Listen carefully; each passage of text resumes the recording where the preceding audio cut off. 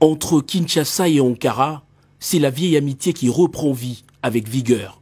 4 mois après la tenue du sommet Turquie-Afrique, la République démocratique du Congo a déroulé le tapis rouge au président de la République de Turquie, Recep Tayyip Erdogan, au Palais de la Nation. Au bout du tapis, c'est son homologue Félix Antoine Tshisekedi Tshilombo qui le reçoit et le conduit devant les troupes pour les honneurs militaires. À l'occasion de votre visite officielle en République démocratique du Congo, je vous invite à passer les troupes en revue.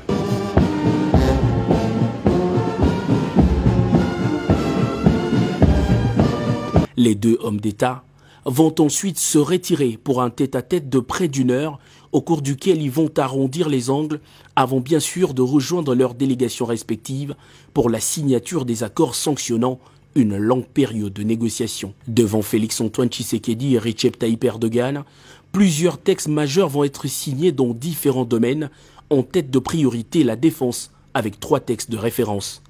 Un premier accord cadre sur la coopération militaire, un deuxième en matière de coopération sur l'industrie de la défense et un protocole de mise en œuvre d'aide financière.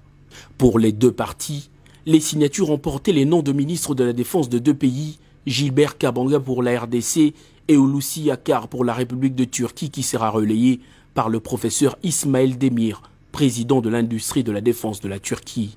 Le but de ces accords signés selon les 2 chefs d'État, d'organiser et formaliser la coopération en matière de défense en vue de contribuer à la montée en puissance de forces armées de la République démocratique du Congo qui sont depuis plusieurs mois en opération de maintien de la paix dans l'est du pays. Au-delà de la défense, plusieurs autres mémorandums d'entente ont été signés notamment dans le secteur de transport, des infrastructures et des finances. La Turquie, l'une des vieilles amitiés de la République démocratique du Congo depuis l'indépendance, va à travers ces accords réajuster sa position et sa présence dans le pays.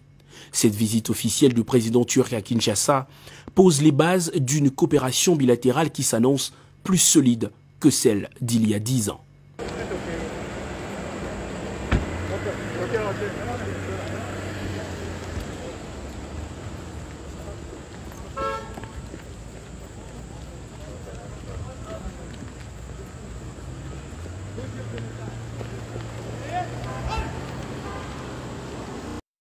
Arrivé ce dimanche dans la capitale congolaise pour une visite officielle de 48 heures, le président turc Recep Tayyip Erdogan a quitté Kinshasa ce lundi 21 février en milieu de journée.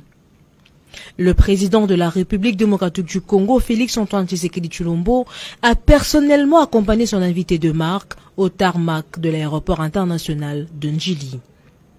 Les 2 chefs d'État ont aussi partagé le même véhicule après leur dernière rencontre en tête-à-tête ce matin au fleuve Congo Hotel.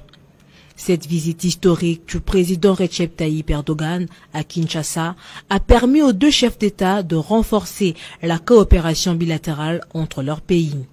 L'occasion a également donné lieu aux échanges sur les questions régionales et internationales.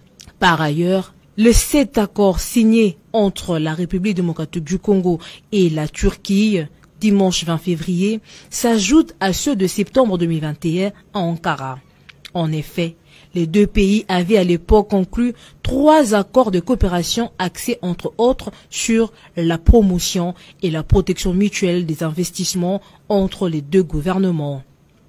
Selon le vice-premier ministre et ministre des Affaires étrangères, Christophe Lutundula, il est temps de passer à une autre étape. Le défi majeur qui reste maintenant se situe à 2 niveaux. Le premier niveau, c'est que nous devons obtenir l'autorisation de ratification de tous ces accords au Parlement. C'est le travail auquel nous allons nous atteler, particulièrement moi-même comme les Affaires étrangères et des ministres sectoriels, dès la rentrée parlementaire à partir du 15 mars. Et alors, la phase décisive, c'est la mise en œuvre des accords. Là, il y a des responsabilités qui incombent à l'État, au gouvernement donc, mais il y a aussi le dynamisme, les initiatives que nous attendons de la part des opérateurs économiques privés. Le chef de la diplomatie congolaise a saisi l'occasion pour lancer un appel à tous les Congolais. Je lance un appel aux compatriotes de profiter de ce cadre politique, de ce cadre institutionnel et juridique qui vient d'être mis en place pour prospérer aussi. Depuis le début des années 2000, Ankara a décidé de renforcer ses relations avec le pays d'Afrique. Avec la République démocratique du Congo, ce sont des accords, des partenariats gagnant-gagnant qui ouvrent de nouvelles perspectives dans la coopération entre les deux pays.